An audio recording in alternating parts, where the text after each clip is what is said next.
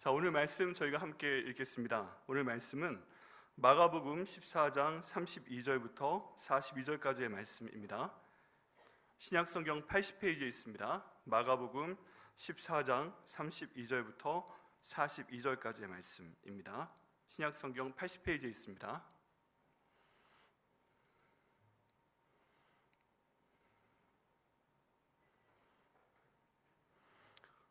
네, 우리 천천히 함께 읽겠습니다. 시작.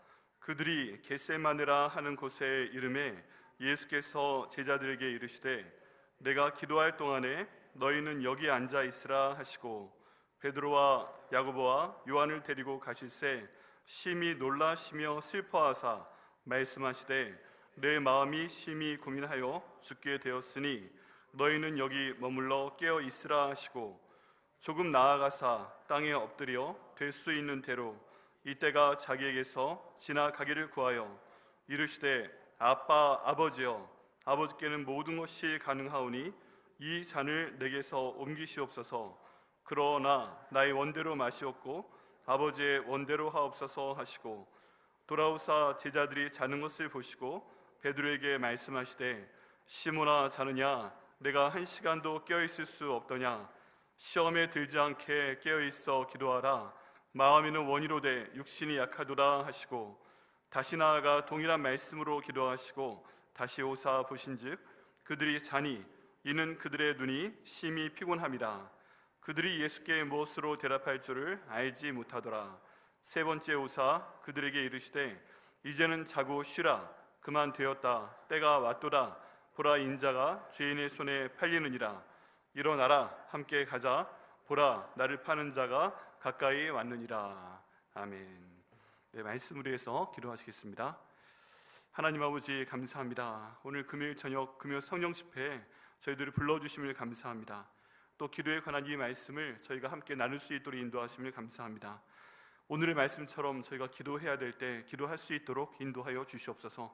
성령 하나님께서 오늘의 말씀 직접 인도하여 주옵소서. 한 분 한 분의 마음을 열어주시고 이 말씀이 그 마음판에 새겨질 수 있도록 인도하여 주시옵소서. 종의 모습은 가려주시고 아버지의 말씀의 능력만 드러날 수 있도록 인도하여 주옵소서. 이 말씀에 새겨져 저희가 항상 정말 긴급할 때 또 기도해야 될 때 기도하며 늘 기도하는 저희가 될 수 있도록 아버지 인도하여 주시옵소서.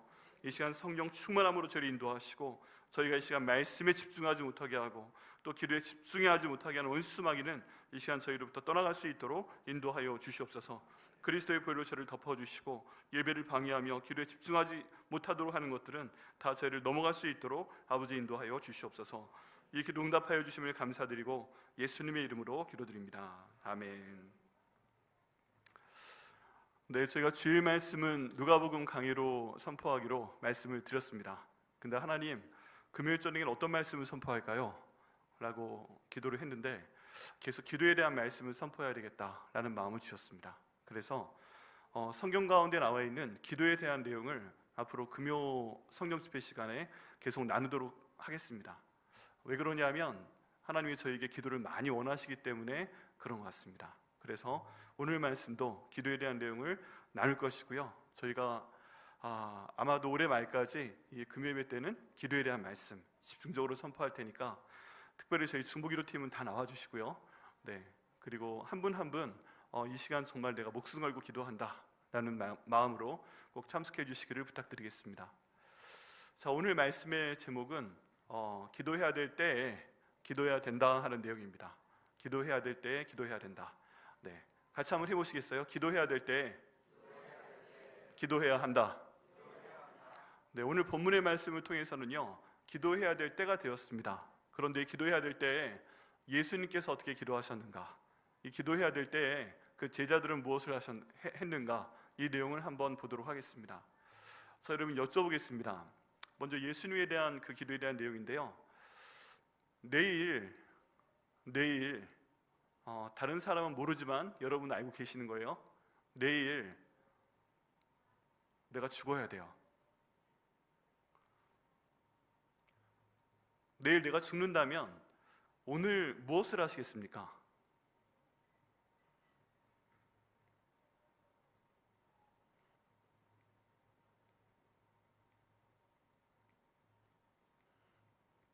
다른 사람들은 잘 몰라요. 근데 나는 알아요. 내일 내가 죽게 돼 있어요. 반드시 죽어요. 틀림없어요. 그럼 오늘 무엇을 하시겠습니까?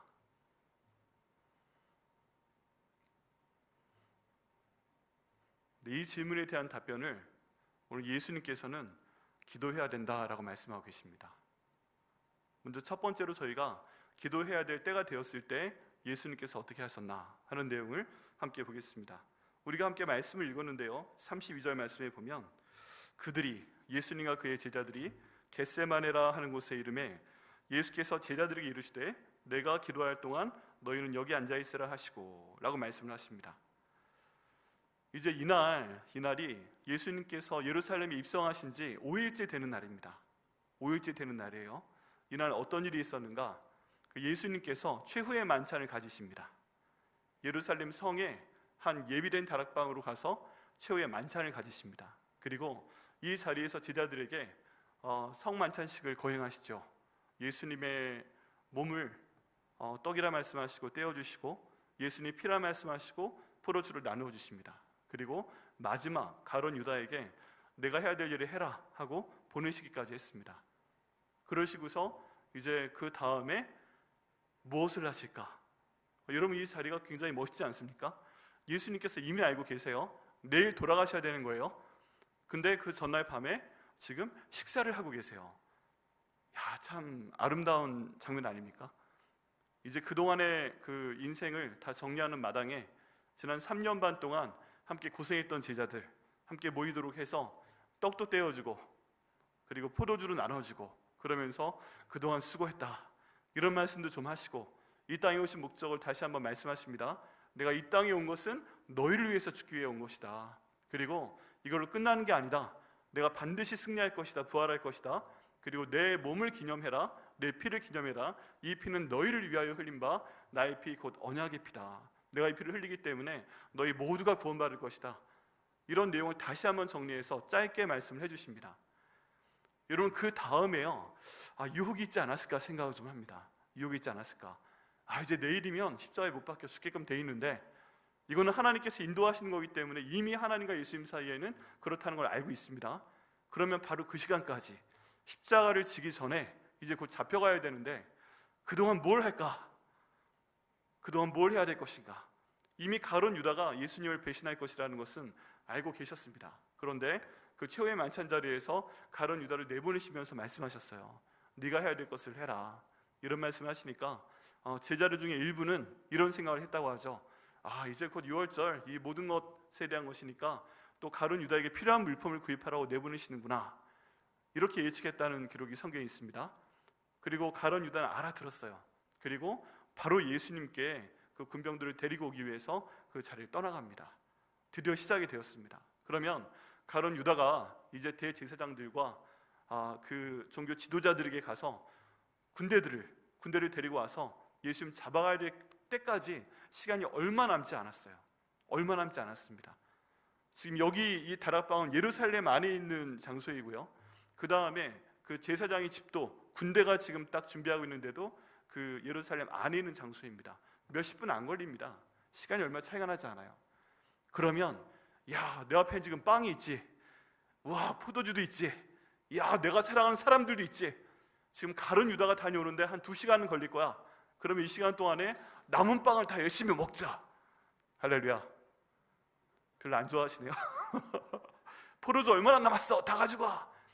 이게 이 땅에서 마시는 마지막 포도주야. 그 다음엔 천국에서 먹을 때까지 내가 안 마실 거야. 지금 말했잖아. 남은 포도주 다 싹 쓸어 가지고 와. 마지막까지 포도주를 마시자. 나의 제자들이여 그동안 수고 많았다. 내일 내가 죽을 거라니까. 나의 임무가 끝이야. 이렇게 말을 하면서 제자들과 함께 마지막까지 풍성한 그 식사를 즐길 수 있지 않았을까요? 네, 이럴 수 있겠죠? 동의하세요?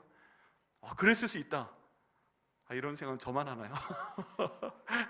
중요한 일이 있기 전에 마지막까지 먹자, 마지막까지 마시자.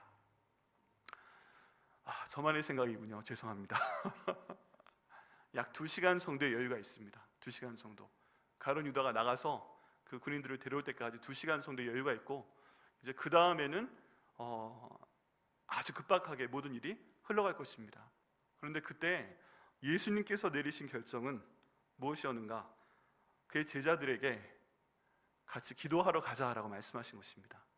그리고 겟세마네 동산이라는 곳으로 데려갑니다. 다른 복음서에는 감람산이라고 되어 있습니다. 같은 곳입니다. 감람산에 있는 겟세마네 동산입니다. 여기가 예루살렘 이 마가의 다락방으로부터 걸어가면 한 40분에서 50분 정도 걸리는 거리입니다.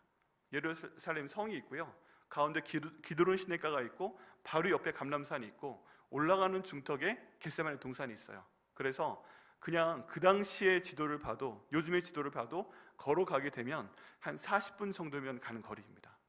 그리고 이 장소에서 예수님께서는 항상 예루살렘에 들어가시기 전에 기도하셨던 것 같습니다. 이 장소에 가서 예수님께서 기도를 하십니다. 그러기로 작정을 하셨습니다. 여러분, 저희가 이것을 통해서 배워야 됩니다. 예수님께서 이제 곧 죽음을 눈앞에 두고 가장 어려운 일을 겪어 나가셔야 되는데 제자들에게 할 바를 다 하셨어요. 그런 다음에 예수님께서 선택하신 것은 이 마지막 남은 2시간 정도의 시간을 하나님께 기도하며 보내겠다라고 결정을 하셨다는 것입니다. 여러분, 우리 앞에 정말 어려운 일이 있을 때 이대로 그냥 끝내버릴까 이런 생각이 막 유혹이 들 때, 너무 힘들어가지고 내가 너무 고통스러울 때, 여러분 너무 힘들면 그냥 머리가 멈춰버리죠. 사고가 마비됩니다. 뭘 해야 되지 우왕좌왕하게 될 수도 있습니다. 이런 상황 가운데 예수님도 똑같은 상황이었는데, 왜냐하면 완전한 하나님이시자 완전한 인간이셨기 때문에 예수님도 그 다음 당할 고난을 다 알고 계십니다. 이미 보고 계셨을지도 몰라요. 그런데 그런 상황 가운데 예수님께서 결정하신 것은 이때 하나님 아버지께, 나의 아버지께 다시 한번 기도하겠다 라고 작정을 하시고 기도에 온전히 전념할 수 있는 겟세마네 동산으로 가셨다는 것입니다. 여러분, 그동안 지나오신 세월을 한번 보면 우리에게도 많은 어려움들이 있었습니다. 그죠? 다른 사람들은 몰라도 그때가 참 중요한 순간이었다 라는 때가 있습니다. 그런데 그때 여러분 어떤 행동을 하셨습니까? 그 어려운 일을 겪어나가기 전에 이제 시작되는 시점이다. 하나님이 지금 기도하라고 말씀하시는 것 같네. 지금 굉장히 이제 어려운 일이 나에게 닥쳐올 것 같은데, 내 건강에 대해서는 아주 큰 수술을 앞두고 있거나, 아니면 재정적으로 굉장히 큰 돈을 막아야 되는데 지금 나한테 그런 돈이 없거나, 아니면 큰 시험을 봐야 되는데 이 시험 만약에 원하는 점수를 받지 못하면 내가 원하는 어떤 곳에 갈 수 없거나, 학교이든 직장이든 뭐 유학이든 갈 수 없거나, 아니면 우리 애가 지금 큰 시험을 앞두고 있는데 이 시험 전에 내가 무엇을 할 수 있는가. 여러분, 많은 종류의 그런 어려운 일들이 저희 앞에 있을 때, 다가오고 있을 때, 이거 통과하지 못하면 나 끝난다, 그런 상황 가운데 있을 때 저희가 해야 될 것은 예수님이 하신 것처럼 기도에 집중할 수 있는 자리로 찾아가는 것인 줄 믿습니다. 그게 예전에도 그랬었고요. 근데 가만히 생각을 해보시면 내가 그때 기도의 장소로 나아갔는가? 내가 그때 금식하며 기도하기 위해서 어떤 별도의 장소를 찾아서 거기로 갔는가?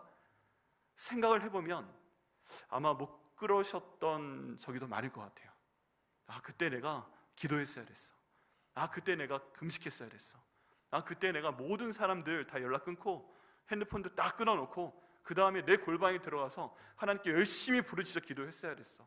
만약에 내가 부르짖는 소리가 시끄럽다면 내가 이불이라도 뒤집어 써서 그 안에서 소리 지르며 주님께 울며 하나님 살려주옵소서, 이거 도와주옵소서, 그렇게 기도했어야 됐어 라고 지금 생각은 들지만 그때 못하셨던 분들이 있을 겁니다. 그렇다면 오늘 말씀을 통해서 결단을 하셔야 됩니다. 내가 지금부터는 그러지 않겠다.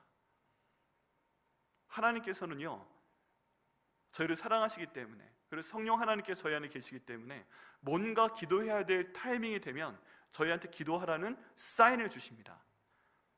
지금이 기도해야 될 때구나. 지금 이대로 가면 안 되겠구나. 지금 이게 안 되고 있는 건데 그냥 안 되는 것이 아니구나. 내 기도가 부족하구나. 내 기도의 분량이 다 차지 못했구나. 지금 이렇게 되고 있는 것이 지금 내가 기도하냐 못하냐 그런 문제와 연관되어 있는 것이구나, 이런 생각이 들 때요, 멍하니 그냥 다가올 미래를 기다리고 있는 것이 아니라, 다가올 고난을 기다리고 있는 것이 아니라 우리가 해야 될 행동은 기도의 장소로 찾아가는 것입니다. 그 기도의 시간에 우린 기도해야 됩니다. 예수님께서는요, 그것을 지금 완벽하게 보여주고 계십니다. 그래서 겟세마네 동산으로 가신 것입니다. 그리고요, 이때 이제 제자들을 데리고 가십니다. 기도할 동안에 너희도 기도하라 라고 말씀을 하시는데, 이 가운데 예수님께서 심각하게 자기의 마음을 하나님께 말씀을 드리는 것을 볼 수가 있습니다. 자, 34절 말씀을 보면요, 말씀하시되 내 마음이 심히 고민하여 죽게 되었으니 너희는 여기 머물러 깨어 있으라 라는 말씀을 통해서 저희가 알 수 있는 것은 뭐예요? 지금 예수님의 마음이 심히 고민하여 죽게 되었구나 하는 것입니다. 여러분, 너무 큰일이 지금 눈앞에 있기 때문에 우리 마음이 심히 고민해서 죽게 되었을 때 내가 진짜 죽을 것 같다, 우리 이따 함께 기도하겠지만 내게 갑자기 숨이 쉬어지지 않는다, 내게 공황장애가 있다. 이런 공황장애는요, 너무 어려운 상황 가운데서 갑자기 숨이 쉬어지지 않는 겁니다. 내가 숨을 쉬는데요 하고 숨을 쉬는데 숨이 안 쉬어지는 거예요. 저도 그걸 체험했던 적이 있어요. 한참 처음에 박사과정 들어가서 1년차 때 하고 2년차 때 책을 많이 읽는 세미나를 합니다. 그럼 2과목 듣는데 한 과목당 한 주에 1000페이지를 읽고 소화하고 들어가야 돼요, 세미나에. 그럼 2개니까 2000페이지 읽고 들어가야 되잖아요, 영어로 된 걸. 그 다음 신약 전공이었으니까 헬라어를 읽어야 되고, 어디 신약 성경 펴서 읽고 해석해봐, 그럼 해야 되는데 다른 사람들은 다 미국 사람이었어요. 저만 한국 사람이었고. 근데 첫 번째 시간 끝나니까 현타가 오더라고요. 뭐 말하려고 생각하고 있으면 다 말하고 그 다음에 말해야지 하면 그 다음 주제로 넘어가요. 네, 그리고 옆에 있는 친구한테는 제가 딱 보고도 읽고 해석할 수 있는 본문을 주는데 저한테는 처음 보는 본문을 줘요. 막 진짜 힘든 거. 그래서 턱턱턱 막히니까 첫 번째 시간에 엄청난 충격을 받고 그 다음 시간부터요, 그 시간에 들어갈 때마다 숨이 쉬어지지 않는 걸 경험을 했습니다. 심지어 운전을 하면서 이렇게 가고 있는데 숨이 안 쉬어지니까 창문 열고 그 다음 안전벨트 빼고 그 다음 한데 숨이 안 쉬어져가지고요, 차를 세우고 옆에서 한참 동안 울고 기도하고 막 그랬어요. 아, 이런 게 공황장애라는 거구나 하는 건 뒤에 알았습니다. 숨이 쉬어지지 않는 겁니다. 근데 지금 이 상황에서 예수님께서 표현하신 이런 것들, 내 마음이 심히 고민하여 죽게 되었으니, 여러분, 죽음 앞에 있는 사람들, 너무 큰 고통 가운데 있는 사람들은 숨이 쉬어지지 않고 머리에 생각이 멈추고 힘든 상황 가운데 있습니다. 그런데 이 상황에서 지금 예수님께서 하시는 것은 무엇이다? 기도하기 위해서 하나님 앞에 나아가는 것입니다. 여러분, 정말 우리 삶 가운데 우리가 어려움 가운데 있어도 다른 사람한테 다 나눌 수 없는 그런 이야기들이 있어요. 그런 상황이 있어요. 누구한테 얘기해도 자기 상황이 아니니까 공감이 안 돼요. 그러면 기도 제목을 나눠도 그래 기도할게 하고 기도 안 하는 경우도 있고, 어떤 사람은 잠깐 기도해 주는 경우도 있고, 정말 나와 같은 마음으로 기도해 줄 수 있는 상황은 별로 없습니다. 그렇다면 그때 정말 기도해야 될 사람은 누구예요? 내가 해야 되는 거예요.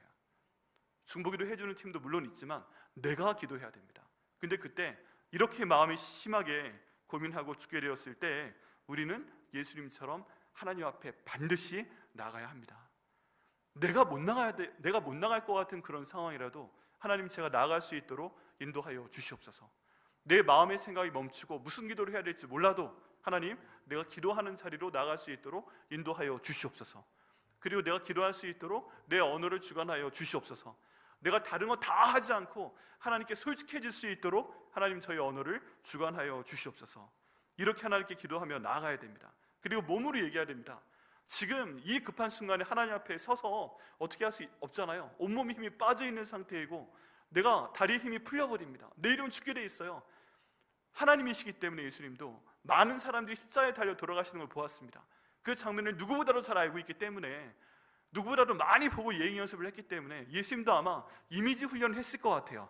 아, 저렇게 이제 예수님께서, 하나님께서 나를 보내시는 거는 십자가에 달려 죽게끔 하기 위해서 나를 보내시는 거다. 여러분, 그 구약 성경 가운데 보면 죄인이 어떻게 죽임을 당하는 게 나와 있습니다. 특별히 예수님께서는 모든 사람들이 잘못한 것에 대해서 저주를 대신 받고 돌아가셔야 되는데, 성경 가운데 저주를 받은 자의 표상이 있습니다. 그게 뭐냐 하면 나무에 달린 자예요. 나무에 달아 죽이는 자가 저주를 받은 자입니다. 그런데 그 당시에 십자가였고 이 모든 상황을 예수님께서는 알고 계셨을 겁니다. 제가 예수님이었다면 그랬을 것 같아요. 이제 십자가에 달릴 때가 다 됐는데 이 땅에 오시기 전에도 십자가에 달려 죽는 게 뭐지? 하고 보면서 아, 저렇게 못을 박는 거구나. 아, 저렇게 팔에 못을 박고, 아, 저렇게 다리에 못을 박고, 그리고 죽은 거 확인하러 만약에 숨이 끊어졌나 안 끊어졌나 잘 모르면 옆에 있는 군병들이 다리도 저렇게 거꾸로 꺾어가지고 다리뼈도 부러뜨려 버리는구나. 마지막 확인하기 위해서 창으로 심장도 저렇게 뚫어버리는구나. 그걸 보면서요, 아, 저 못 박힐 때 소리 지르지 말아야지. 저렇게 가시관으로 내 머리 두를 때 나 너무 힘들어하지 말아야지. 하나님 간구하는데 제 숨이 빨리 끊어지게 하셔서 제 다리뼈를 꺾는 일은 없게 하여 주옵소서. 하나님 심장이 그 칼이 창이 제 심장을 관통할 때 제가 그 순간에 이미 죽어있게 하셔서 고통을 좀 줄여주옵소서. 이런 그 이미지를 통해서 계속 훈련하지 않으셨을까? 근데 그 많은 훈련을 했던 마지막 순간에 지금 와 계시는 겁니다. 그리고 하나님께 솔직히 기도하고 계세요. 내 마음이 심히 고민하여 죽게 되었으니 하고 기도하고 계시고요. 또 35절에 조금 더 나아가사 땅에 엎드려 될 수 있는 대로 이때가 자기에게 지나가기를 구하여 기도하시는 걸 볼 수가 있습니다. 다리가 후달거리는지 이제 엎드려서 기도합니다. 엎드린 자세는 뭐예요? 나는 이제 무능력합니다. 난 무방비 상태입니다. 모든 것을 하나님께 내놓고 기도합니다. 그런 의미에서 엎드려서 기도한다고 합니다. 하나님께 엎드려서 이런 기도를 합니다. 그리고 아빠, 아버지여라고 부르네요. 우리 예전 성경에는 아바라고 되어 있었는데 이제 개역 개정판에서는 아빠라고 부릅니다. 예수님과 하나님 사이가 아빠 아들 관계니까 이 상황 가운데서 전능하신 하나님 아버지, 그런 건 필요 없죠. 아빠, 아버지요, 내가 죽게 되었으니 아버지께 모든 것이 가능하오니 이 잔을 내게서 가능하시면 옮겨주시옵소서. 그러나 나의 원대로 마옵시고 아버지의 뜻대로 하여 주옵소서 하고 굉장히 짧은 기도를 올리는 걸 볼 수가 있습니다. 이 기도를 통해서 저희가 또 배워요. 뭘 배울 수 있는가? 하나님과 나의 관계가 예수님처럼 형성되어 있어야 한다는 것입니다. 우리가 기도해야 되는데 하나님이 너무 멀어요. 평소에 기도를 안 했어요. 어떻게 기도하는지 몰라요. 하나님이 아빠인 거 맞는데 아버지, 전능하신 하나님 아버지 이렇게 기도할 수 있는데 그냥 하나님한테 예수님처럼 친밀감을 가지고 아빠 하고 기도하지는 못하는 거예요, 내가. 그래서 이런 내 모습을 하나님께서 받아주시고 나를 도와주실 수 있겠는가? 우리가 여기에 대해 생각을 해봐야 됩니다. 내가 정말 힘들 때 우리 애들이 힘들 때 아빠 도와주세요 하고 따라오는 경우 있었잖아요. 아빠 도와주세요 소리 지르는 경우 있었잖아요. 근데 그렇게 힘들 때 내가 나만이 기도 장소에 가서 하나님께 아빠 하고 부르짖을 수 있겠는가? 그 관계가 되어야 이 기도도 풀려 나가는 것입니다. 정말 간절히 바라기에는 어떤 어려운 순간이 다가왔을 때 하나님 아버지 앞에 아빠 하고 부를 수 있는 저와 여러분 되시기를 예수님의 이름으로 축원합니다. 이렇게 아빠 아버지 부르고 나서 그 다음 예수님께서 그 다음 기도를 하십니다. 마음에 있는 원을 말씀하시는 거죠. 이게 힘든 거 알고 있습니다. 그러니까 가능하면 지나갈 수 있도록 도와주세요. 솔직하게 말씀드리는 거죠. 그러면 인류의 구원은 어떻게 할 건데? 이렇게 질문한 그 다음 모르겠어요. 근데 어쨌든 예수님이 솔직하게 이런 말씀을 하나님께 드려보셨습니다. 솔직한 기도 필요합니다. 내가 정말 원하는 게 이겁니다. 기도하는 거 필요합니다. 근데 그 다음 단계에서 예수님께서 모든 것을 하나님께 맡깁니다. 내가 죽어야 되는 거 알고 있고 가능하면 이 잔 내가 마시지 않도록 좀 옮겨주시라고 기도까지 드렸는데 하나님 아버지 원대로 해주세요. 제 마음대로 하지 마세요. 이 기도를 받으시고 하나님께서 원래 예정하셨던 대로 예수님을 그대로 십자가에 못 박혀 죽게끔 인도하시는 것을 저희가 볼 수가 있습니다. 여러분, 이 말씀을 통해서 예수님도 하나님께 솔직하게 기도했는데 하나님께서 원래 예정하셨던 그 고통을 예수님께 주시는 것을 볼 수가 있습니다. 그러면요, 저희가 어떤 어려움 가운데 있을 때 그 고통의 의미를 저희가 모를 수가 있어요. 잘 모를 수 있는데 그때 이 고통이 내게 필요하다면 이것을 통해서 내가 한번 죽는 것이 필요하고 이것을 통해서 하나님이 살려내시는 과정이 내 인생 가운데 필요하다면 내게 항상 꽃길만 주시는 것이 아니라 고통의 길을 인도하신다는 것도 저희가 받아들여야만 됩니다. 그래서 하나님께서 이 고통을 내게 주신다면 하나님 강하고 담대하게 이걸 뚫어나갈 수 있도록 인도하여 주시옵소서. 그리고 저희가 그 순간을 감당을 해야 됩니다. 이왕 감당할 거 피해 나가지 말고 저희가 만약에 창이 날아온다면 가슴으로 창을 받아가면서 그 길을 가야 되는 줄 믿습니다. 그래서 보면요, 그 다음에 예수님께서 십자가에 못 박히실 때, 예수님께서 채찍에 맞으실 때 그 모든 내용 가운데 보면 예수님께서 그 채찍을 보고 겁을 먹어서 쫄아서 채찍을 피하셨더라, 가시관을 피하셨더라, 십자가 짓는 것을 피하셨더라, 이런 구절이요 성경 가운데 단 한 단어도 없습니다. 예수님께서는요 그 다음은 모든 고통을 그냥 다 담대하게 받아들이시는 것을 볼 수가 있습니다. 하나님이 통과하게 하시면 내가 그 고통 다 그대로 하나도 빠짐없이 경험하겠습니다, 피하지 않겠습니다 하고 가는 그런 예수님 모습을 볼 수가 있습니다. 자, 이런 가운데서요 본문에 그 특이한 표현이 있습니다. 여러분 발견하신지 모르겠는데 지금 예수님께서 이 겟세마네 동산에서 이 기도를 하기 위해서 몇 번 기도의 자리로 나가셨나요? 오늘 본문을 한번 보시면 겟세마네 동산으로 가셨어요. 근데 몇 번 기도의 자리로 나가셨나요?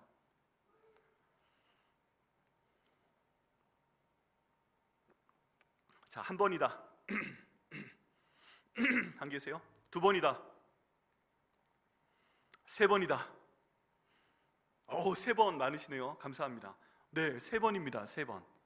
자, 어떻게 그렇게 되나 볼까요? 처음에 그 예수님께서 말씀하시되 여기 머물러 깨어있으라 하시고 35절에 조금 더 나아가사 땅에 엎드려 될 수 있는 대로 하고 기도하십니다. 그리고 37절에 돌아오사 제자들이 자는 것을 보시고 베드로에게 말씀하시되 기도하라 말씀하셨어요. 그리고 나가서 또 한 번 39절에 나가서 다시 나아가 동일한 말씀으로 기도하시고 라고 되어 있습니다. 이렇게 마가복음에는 세 번 나갔다는 게 확실하지 않은데 마태복음 26장 44절에는 정확히 세 번 나가셨다고 말씀하고 있습니다. 또 그들을 두시고 나아가 세 번째 같은 말씀으로 기도하신 후 두 번째 기도와 세 번째 기도의 내용은 같습니다. 그런데 하나님 앞에 홀로 나가서 기도하신 그 내용은 똑같습니다. 그런데 여기에요, 그 놀라운 비밀이 있습니다. 그게 뭐냐면 겟세마네라는 그 명칭에서 비롯된 의미입니다. 겟세마네라는 이 그 명칭은요, 기름 짜는 틀이란 뜻입니다. 겟세마네, 기름 짜는 틀. 기름 짜는 틀인데 이 기름을 짜기 위해서 그 겟세마네라는 동네에서는 기름 짜는 틀이 있어요. 기름 짜는 틀이. 그 나무가 크게 있고 그 밑에 기름 짜는 틀이 있습니다. 그리고 기름을 짜기 위해서 돌을 그 옆에 매달아 둡니다. 사람들이 기름을 짜기 위해서 이 돌을 들었다가 내려놓습니다. 그런데 이 돌이 몇 개가 있는가? 몇 개의 통이 있고 몇 개의 돌이 있고 몇 개의 기름통이 있는가? 3개의 기름통이 있습니다. 3개의 돌이 있습니다. 첫 번째 단계 기름을 짤 때에는요, 조금 옅게 짭니다. 그래서 처음에는 좀 가볍게 기름을 짜냅니다. 초벌하는 것처럼. 그 다음 그 기름을 두 번째 칸으로 옮겨서 좀 더 무거운 돌로 그 기름을 짭니다. 그때는 좀 더 강한 압력으로 누르기 때문에 좀 더 세게 그 힘이 주어지기 때문에 좀 더 기름이 나오게 됩니다. 그럼 많이 나왔죠. 그럼 세 번째 틀로 옮겨서 이 기름을 짤 때 정말 무거운 돌을 매달아 놨고 그 돌을 움직여서 이 세 번째에는 이 기름이 하나도 남지 않도록 완전히 기름을 으스러지도록 짜버립니다. 오늘 본문에서 예수님께서 3번 나가 기도한다라고 할 때 이 한 단계 한 단계 기도하실 때 처음에는 가볍게 먼저 하나님께 나가서 기도합니다. 그 다음 두 번째, 이 잔을 내게서 옮기시옵소서 기도할 때 좀 더 강하게 기도합니다. 그 다음에 제자들에게 말씀하시고 한 번 더 나아가서 기도하실 때 마태복음의 본문에 보게 되면 이때 예수님의 땀방울이 핏방울이 될 때까지 기도하셨다라고 나와 있습니다. 그러니까 3번 기도하러 나가시는데 처음에는 초벌처럼 좀 약하게, 두 번엔 좀 더 세게, 마지막엔 있는 힘을 다 짜내면서 마지막 기름 한 방울도 남겨놓지 않을 정도로 짜기 위해서 가장 무거운 돌을 옮겨놓고 지리기는 것처럼 이 피를 짜내는 것을 볼 수가 있습니다. 예수님께서 그렇게 첫 번째, 두 번째, 세 번째 기도하시다가 몸에 있는 땀방울이 핏방울이 되는 것을 경험하는 그런 기도를 지금 들으셨다는 것을 저희가 볼 수가 있습니다. 여러분, 예수님의 기도하는 것처럼 저희도 이 기도를 한번 나눠볼 필요가 있습니다. 어떤 중요한 기도가 있을 때 처음부터 피 나오면 힘들잖아요. 그러니까 하나님, 내가 이 일에 대해 3번을 기도하겠습니다. 한 번은 여기에 대해서 초벌로 기도하고, 두 번은 좀 더 세게 기도하고, 세 번은 저희 땀방울이 핏방울이 되는 것처럼 마지막 목숨을 다하는 것처럼 함께 하나님께 기도해 보겠습니다 하고 나가는 것을 저희도 배워야 될 필요가 있습니다. 겟세마네 뜻이 뭐라고요? 기름 짜는 틀입니다. 그리고 기름 짜는 틀의 그 지역에 맞게 예수님께서 나가셔서 모든 것을 다 바쳐서 기도하신 것을 저희가 볼 수 있습니다. 여러분, 저희가 내일 당장 죽는다면, 내일 우리 인생을 결정할 만한 가장 중요한 일이 벌어진다면, 그게 시험이든 그게 수술이든 아니면 어떤 돈을 납입해야 되는 날이건 아니면 어떤 사람과 중요한 관계를 맺는 날이건, 그때 우리가 해야 될 것은 무엇인가? 예수님처럼 기도해야 되는 것인 줄 믿습니다. 지금은 어떤 때예요? 내일 죽는다면 지금은 기도해야 될 때입니다. 근데 예수님께서는 이 기도해야 될 때에 자신의 모든 것을 다 바쳐서 자기의 온몸에 기름을 짜내는 것처럼 3번 하나님께 나가서 기도하는 것을 볼 수가 있습니다. 이 기도의 방법을 배워서 주님께 기도하시고 또 인도하심을 받는 저 여러분 되시기를 예수님의 이름으로 축복합니다. 그 다음 제자들의 기도를 보겠습니다. 이때 제자들은 무엇을 하고 있었는가? 예수님께서 가자고 했으니까 갔어요. 근데 가자고 해서 갔는데 처음부터 뭔가 좀 분위기가 이상합니다. 그 제자들을 데려가셨는데 다른 제자들에게는 내가 기도할 동안에 너희들은 여기 앉아있어 하고 일부는 띄워놓으시고 베드로와 야고보와 요한을 데리고 좀 더 앞으로 가셨어요. 그리고 그들을 이제 앞으로 데리고 가셨을 때 감정을 드러내십니다. 그리고 말씀하시는 거예요. 야, 내가 지금 심히 고민하여 죽게 되었으니까 나와 함께 좀 기도하자라고 얘기를 하십니다. 예수님께서 이 겟세마네 동산에 혼자 가실 수 있었죠. 이제 잡혀가셔야 되는 거 아니에요. 근데 왜 굳이 데려가십니까? 지금 제자들도 다 데려가셨고 3명의 수제자 베드로와 야고보와 요한은 같이 데려가셨잖아요. 왜 이 자리에 데려가셨는가? 왜 그러냐 하면 예수님께서 돌아가신 다음에 이들에게도 고난이 닥칠 것이기 때문에 데려가셨던 것입니다. 이들에게 고난 닥칠 것이기 때문에 지금 이들도 뭘 해야 되는 거예요? 기도해야 되는 거예요. 지금 이런 순간에 예수님께서 기도하시는 거라면 제자들도 당연히 기도를 해야죠. 여러분, 예수님께서 복음서에 보면 밤을 새워 철야기도 하시는 케이스가 2번이 있습니다. 첫 번째는 그 제자들을 뽑으실 때 12제자를 뽑으실 때 밤에 산에 올라가서 철야기도 하시고 그 다음 12명의 이름을 호명하십니다. 그 다음이 오늘인 거예요. 그 다음 이제 죽게 되었는데 그 제자들을 위해서 누구를 뽑을까요? 기도했던 그 장소에 와서 다시 한번 하나님께 기도하고 이제 죽음을 준비하고 계시는 것입니다. 그리고 그 제자들을 데려오신 거죠. 이 제자들은요 지금 잘 될 때가 아닌 거예요. 몸이 몹시 피곤하겠죠. 어려울 때겠죠. 그런데 예수님께서 이 사람들이 여기 데려오신 목적은 뭐다? 기도하라고. 내가 죽으면 너희들도 힘들어지니까 너희도 기도하라고 지금 이 자리에 데려오신 것입니다. 그래서 세 번째 왜 데려오셨는가? 예수님께서요 기가 막힌 말씀을 하십니다. 뭐라고 말씀하시는가?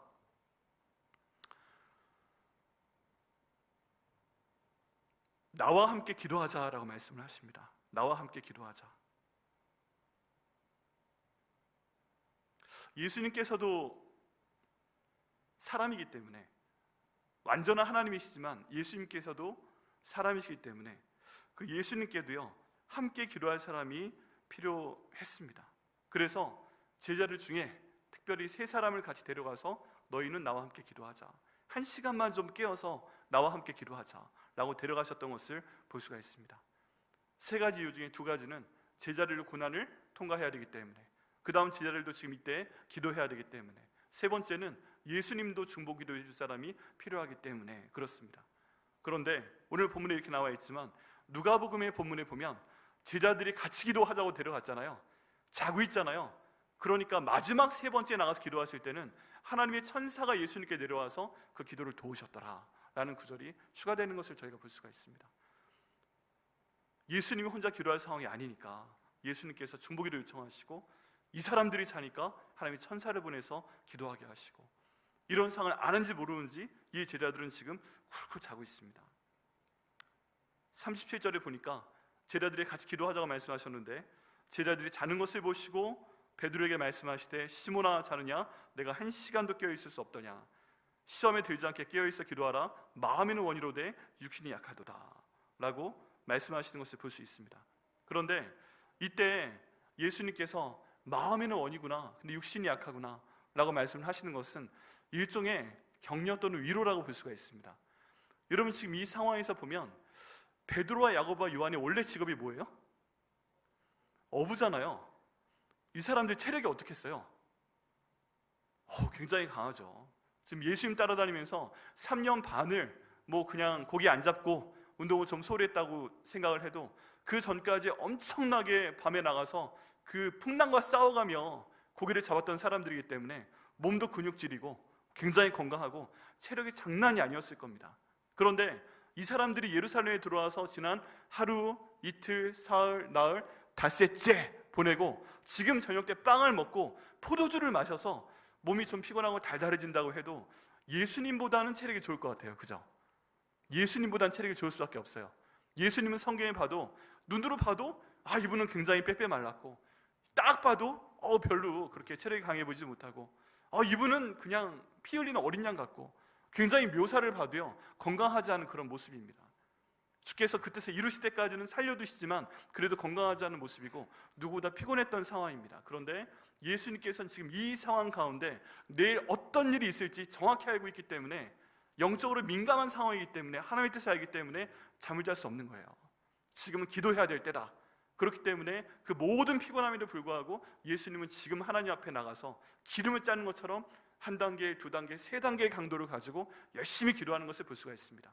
그런데 더 강한 체력을 갖고 있는, 예수님의 모든 것을 받고 예수님께서 그동안 말씀하신 것을 통해서 이제 돌아가셔야 되는 거구나, 지금 여기 오기 바로 전에 어떤 일이 있었어요? 성만찬하시면서 내가 죽을 거다 말씀하셨고, 베드로한테는 네가 날 배신할 거다 이런 말씀까지 하셨는데, 여기 지금 같이 따라와 있는 제자들 대부분, 수지자인 베드로와 야고보와 요한도 그 모든 일에 대해서 영적으로 민감하지 못해서, 영적으로 무지해서 그 상황에 자는 것을 저희가 볼 수가 있습니다. 이거는요, 체력의 문제가 아니에요.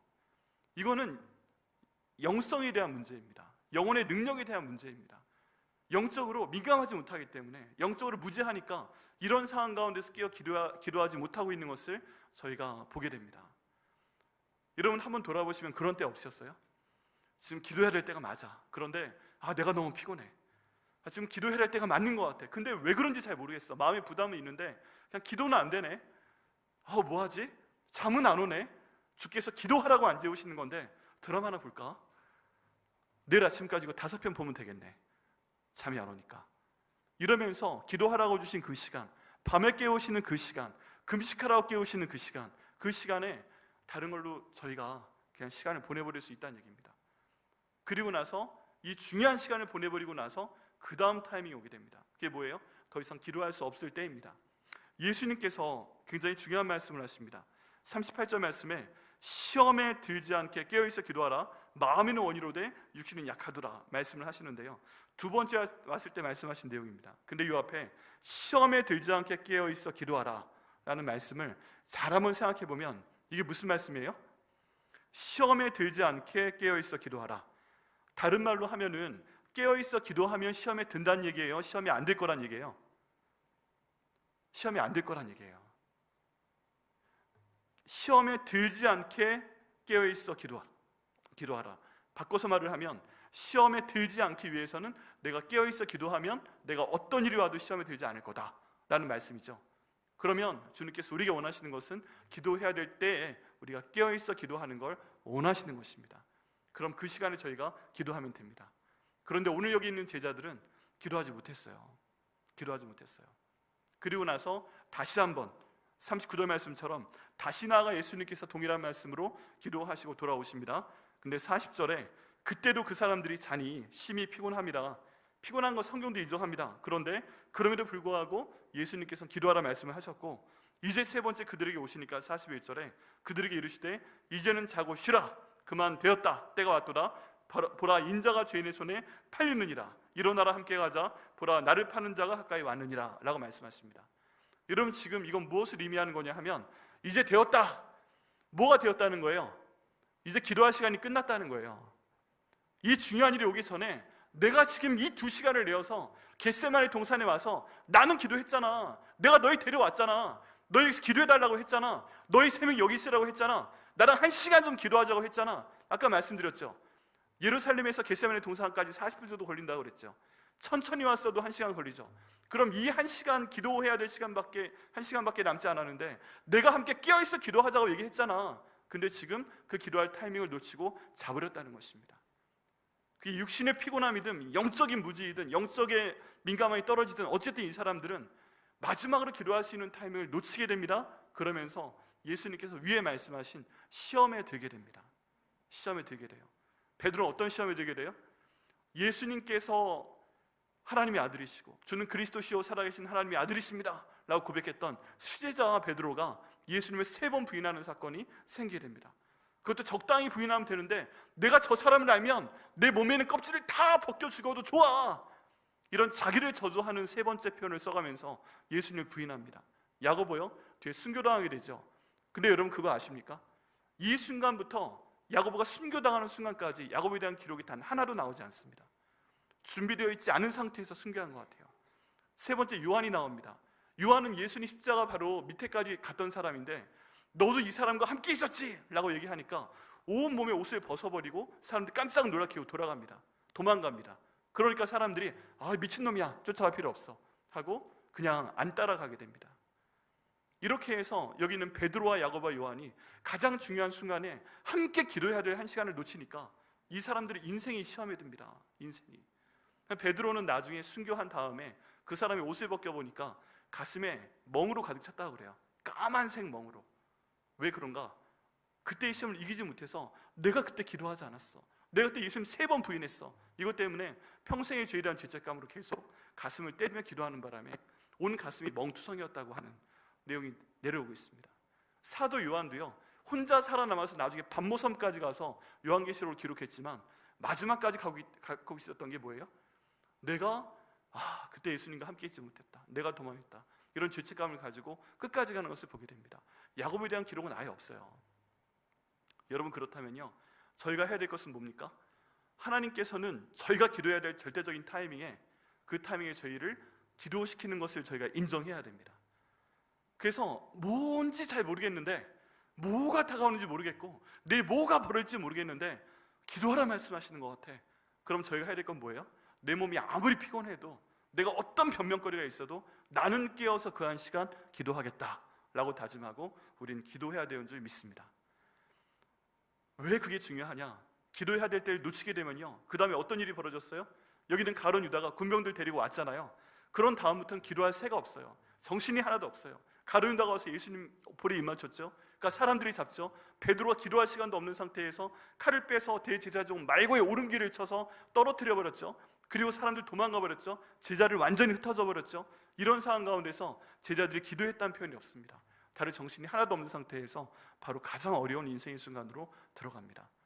여러분, 기도는 타이밍입니다. 기도는 기도해야 될 때에 해야 됩니다. 만약에 그 상황이 끝났을 때는, 그 상황이 끝난 다음에 기도하는 것은 의미가 없어요. 어떤 뜻이에요? 내일이 시험인데 우리의 시험 끝나고 나서, 끝난 다음에 시험 끝나고 나왔는데 애 집에 데리고 들어와서 우리 아들 시험 잘 보게 하여 주옵소서, 그래봐야 무슨 소용이 있어요.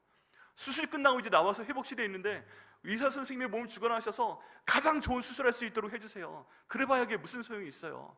비행기 떠나고 난 다음에 못 탔는데 저 비행기 잘 탈 수 있도록 해주세요, 그래봐야 무슨 소용이 있어요. 이 돈을 막아야 되는데 이미 부도 난 걸로 처리돼 버렸는데 하나님 지금이라도 그 돈을 주셔서 부도를 막을 수 있도록 해주세요, 그래봐야 무슨 소용이 있어요. 우리 애가 지금 이 살아날 수밖에 없는 상황에서 죽지 않게 해주세요, 죽은 다음에 다시 죽지 않게 해달라고 해봐야 무슨 소용이 있어요. 이런 모든 것은요, 기도의 때가 있습니다.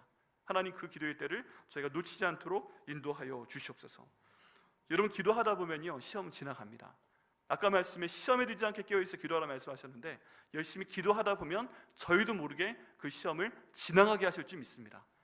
시험이 뭐인지는 몰라요. 그렇지만 우리가 깨어있어 기도하면 하나님께서 그 시험을 지나가게 하실 줄 믿습니다. 그게 어떤 쪽이건 그게 하나님의 뜻입니다. 그럼 지금 이 세대 가운데 우리가 해야 될 것은 무엇인가? 이런 감정이 항상 있으면 곤란하잖아요.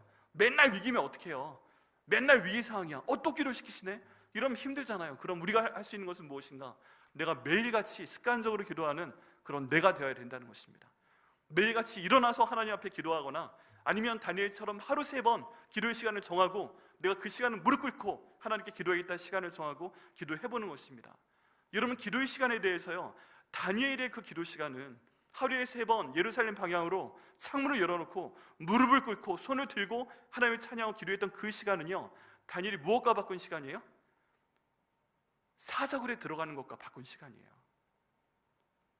다니엘은 사자굴 안 들어가기 위해서 그 기도 안 하면 돼요, 30일만. 그런데 이 사자굴에 들어가서 죽을지언정 나는 기도 시간 지키겠다 하고 첫날부터 기도해서 바로 첫 번째 날 잡혀갔던 것이 바로 다니엘이었고, 다니엘은 그 기도 시간을 그렇게 소중하게 여겼습니다. 내가 차라리 기도를 안 할 바엔 사자한테 먹혀 죽겠다 라고 결정을 하고 행동에 옮긴 사람이 바로 다니엘이고, 하나님 그 사람을 구해내신 것을 봅니다. 여러분, 기도 시간을 정하셔야 됩니다. 기도 시간을 습관화하셔야 됩니다. 내가 일어나서 10분은 기도하겠다, 내가 점심 먹고 10분은 기도하겠다, 내가 자기 전에 10분은 기도하겠다, 그래서 하루에 30분 기도해 보겠다, 다니엘처럼 하루 3번 기도해 보겠다 하고 그 시간을 지킬 때 하나님께서는요, 우리로 하여금 영적으로 민감하게 하실 줄 믿습니다. 기도해야 될 타이밍에 기도시킬 것을 믿습니다. 기도해야 될 타이밍에 자고 있는 나를 깨워서 예수님과 함께 3번 앞에 나가서 내 몸에 있는 땀방울도 핏방울이 될 때까지 기도시키실 것을 믿습니다. 그를 통해 하나님의 의를 이루실 것을 믿습니다. 그래서요, 예수님께서는 이 마지막 주어진 2시간 동안에 1시간은 기도의 처소로 나간 데 사용하시고, 나머지 1시간은 그 땀방울이 핏방울이 될 때까지 3번 주님 앞에 나가 기도하심을 통해서 우리가 보기엔 패배한 것 같은데 하나님 입장에서 보기에는 완벽한 승리를 얻으신 것을 볼 수가 있습니다.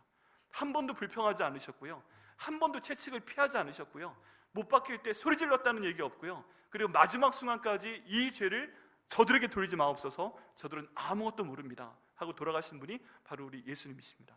인간적인 입장에서 볼 때는 실패한 것인데 그 1시간의 기도로 하나님께서 힘을 주시고, 피하고 싶었는데 적극적으로 받게 하시고 결국 승리케 하시고, 그를 통해 부활하신 다음에 우리의 주인으로 삼으실 그 자격을 가진 예수님을 저 옆에 당당하게 쫙 세워놓으시는 하나님의 섭리를 보게 됩니다.